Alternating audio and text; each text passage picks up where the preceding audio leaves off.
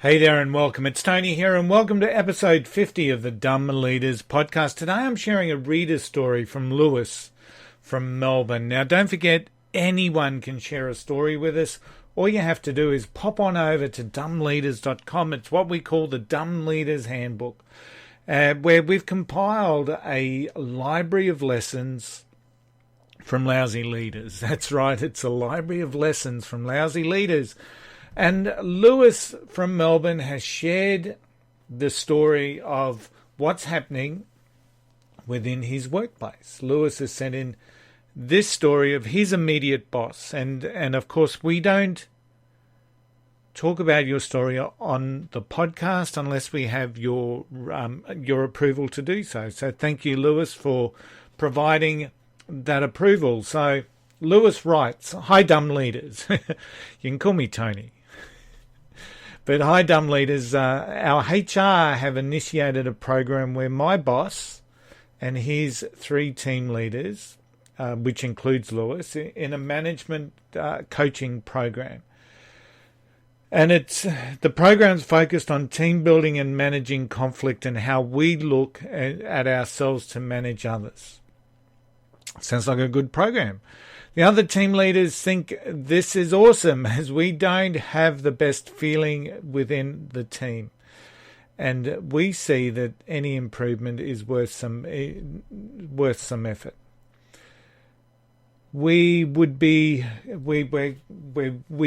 cautiously optimistic about this, but we've already been hit with some real negativity from our boss, who simply refuses to participate in the program, in the coaching particular. He believes it's a waste of time, and in his words, "I don't need that shit," and openly taunts us when we talk about what we are learning from the coaching calls.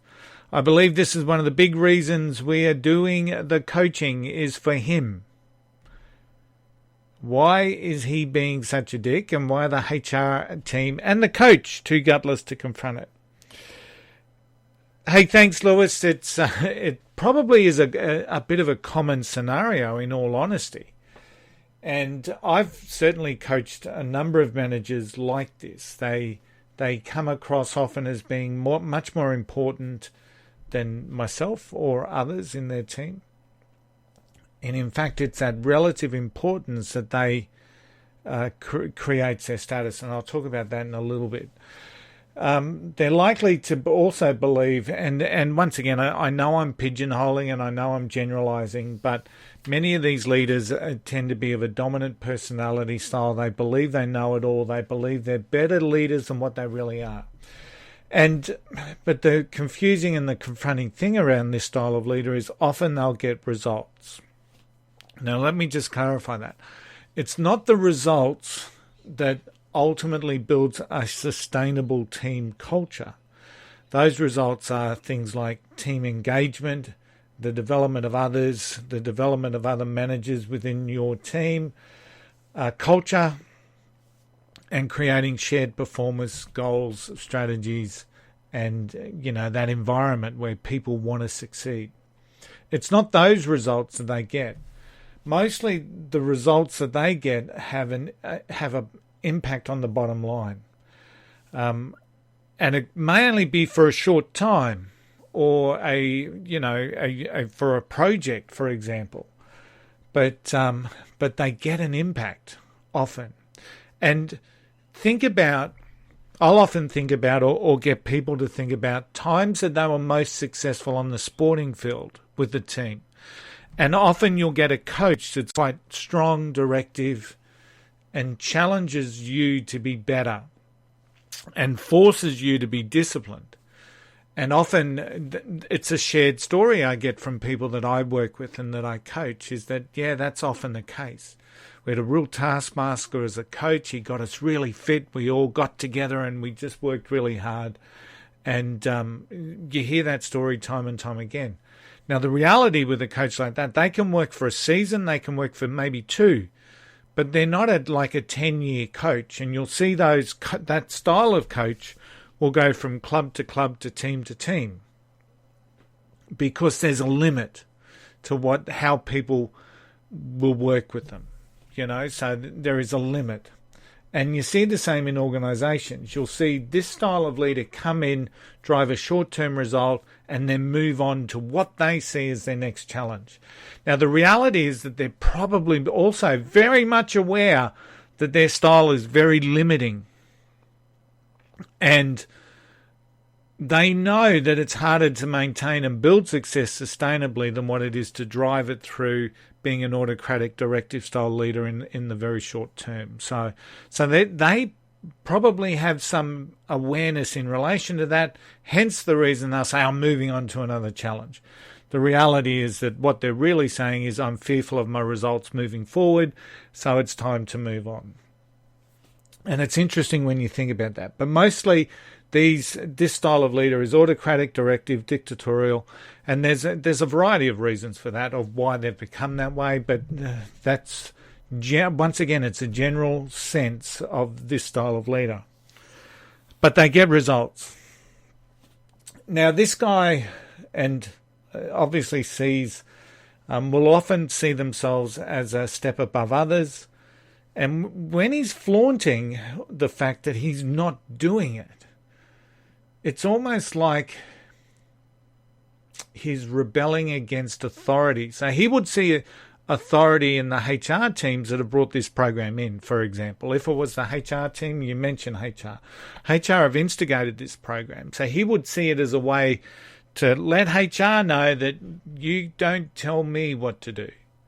So it's part of that flaunting of authority that, we all have to a degree. Most of us don't necessarily go out of our way to exhibit that. But the reality is that we've all got it to a degree, because no one likes being told what to do. But he sees himself as a step above others. He's flaunting what he sees as authority, and he's certainly obviously not participating in the program. Now, the other aspect is that he potentially may see coaching as a negative. A lot of organisations will say to their team, let's have a coaching session. And what that normally means is, you're in trouble, let's talk about it. So a lot of people will see the concept of coaching as a negative. And once again, that's probably not the way you want to be going if you're running or starting or having a business. You want coaching to be part of a positive experience and an ongoing process that helps develop a performance culture. Now, David Rock is a leading neuroscientist, and I think he's the founder of the Neuro Leadership Institute. And he developed a concept called the SCARF model back in 2008. And this delves into the defensive reactions from our brain. So often when we're confronted with things, we will have a defensive reaction. It might be that a physical threat, it might be a mental threat, it might be someone breaking up with you, it might be someone telling you that you're not doing the job. So we have these defensive threats that we have within our own neuro network. And Rock developed the SCARF model. And what this is it's a better understanding. And there's a number of different brain models out there, and this one, to me, makes some sense, and I resonate with it, so I like to talk about it, and I like to apply it, and I like to share it. So the SCARF model stands for 5 key areas where that defensive reaction may kick in. So in terms of the S stands for status, which is our perception of our status and our importance relative to others. So if we feel that that's under threat, it's likely, if we feel that our status is under threat, we're likely to have a negative or a defensive reaction. Now, the C stands for certainty. So whenever, and we see this all the time with change management processes, we put people into a box in the workplace, and then when we do want to change and evolve, they really struggle to change and evolve because we've spent all this time putting them into the box, sorting out their processes, telling them how we want them to behave and to think. And then we say, hey guys, we're going to change. And people just hate it. So they resist it because of that defensive reaction against their certainty. They know what they do. They know that when they sit down and at their desk, they turn this on, they check their emails first, they do this, they do that. And then we throw in change in the mix. So certainty, our certainty of life, get someone to change the way that they go to work. Have their train late. These are all these defensive reactions that start to kick in.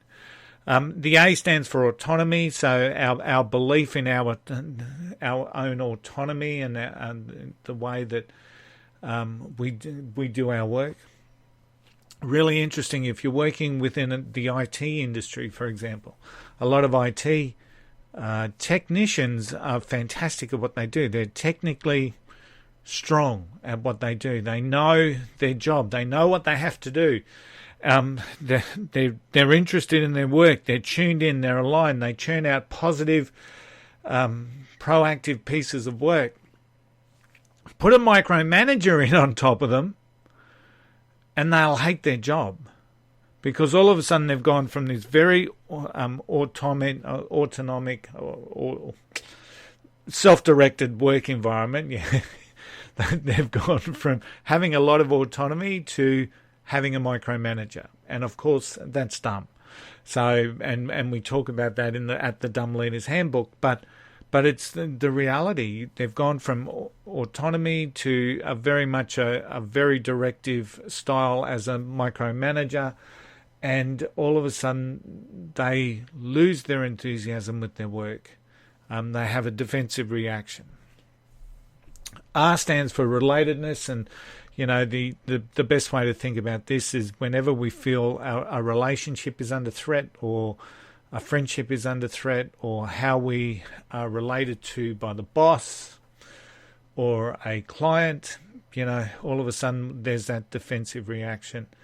And F stands for fairness. So whenever we see that our sense of fairness has been misplaced, or that the sense of fairness that we believe the world should have hasn't been replicated in what we're seeing, we're going to have a defensive reaction. So that's what the SCARF model is. And what you often see with this style of leader is that they are having a perceived threat to their status. So being important relative to others is a critical component of what their internal makeup is. And being asked to have a coach is a potential threat to that particular status. Now, the way that the SCARF model works is that there's 5 domains, and the reality is that if you're sitting down and you're saying, I need this person to go into a coaching program, for example, so this at a HR level or a senior exec level, their status is potentially going to be threatened because they see themselves in an important role and they like having that importance. So how can I minimize that threat by utilizing or having some triggers in those other domains, certainty, autonomy, relativeness, and fairness? And that helps you bring some balance into that process of reducing or minimizing that threat that they may feel about their status, about their importance. And it's really it's a good way to be thinking about that whenever we're doing that. So whether it's a performance management conversation, a change management process, we need to have that SCARF model in the back of our mind and saying, okay, where is the resistance going to come from? Where is that defensiveness going to come from? Most people hate doing performance management, disciplinary conversations, but by utilizing that, the SCARF model, you can actually prepare and make it somewhat easier and obviously a much more effective conversation, which is very important to do. So that's the potential reason why this coach, why this leader has reacted the way that they do. Now, in answering your questions, why are the coach and HR gutless? Now, the reality of the situation from a coaching aspect, as I said, I've had a number of clients like this, and they are hard work. Sometimes it just feels like you're in an interrogation. You're asking questions, trying to get the conversation flowing, and all you're getting is monosyllable answers. So it's like you're in Guantanamo Bay or some prison or Alcatraz or somewhere, and you're just saying and trying to interrogate as a member of the FBI. Some coaching sessions, unfortunately, are like that. If people refuse to engage, refuse to participate, it's very challenging for any coach, consultant, specialist. So, and the reality is the coach will have little impact if the person doesn't engage. I had a client similar to this. Now, during a 12-month program, not once did we actually speak. Not once.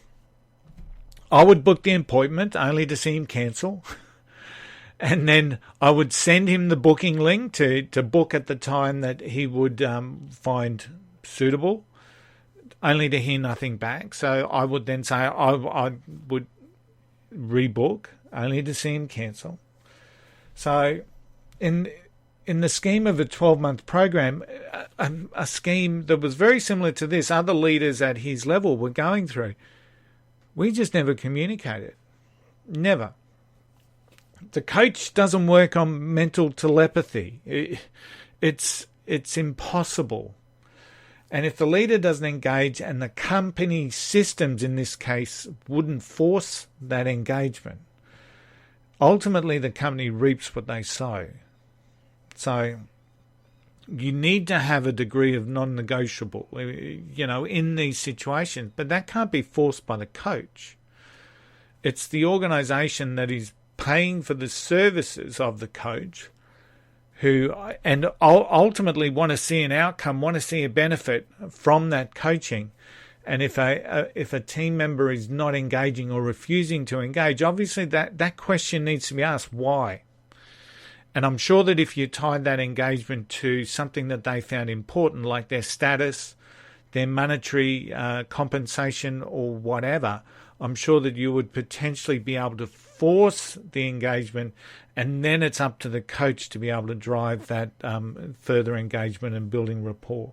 But it sounds like in your case, Lewis, that the company will reap what they sow. They're not going to get a value for investment out of that particular leader.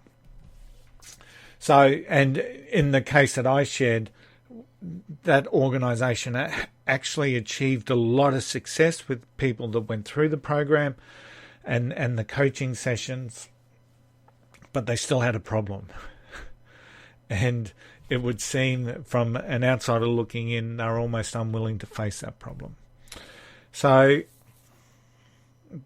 from a coaching aspect, it's really hard and difficult to create engagement, especially when they're refusing to engage. Once you've got them into a coaching session, becomes a different story. And while some are challenging, as I was saying, in relation to like the interrogation process, once again, when you can utilize that SCARF model as a bit of a shift and trying to give them autonomy on how the sessions are going to run, the autonomy around the goals that they want to set, you can start to create a bit more of an impact.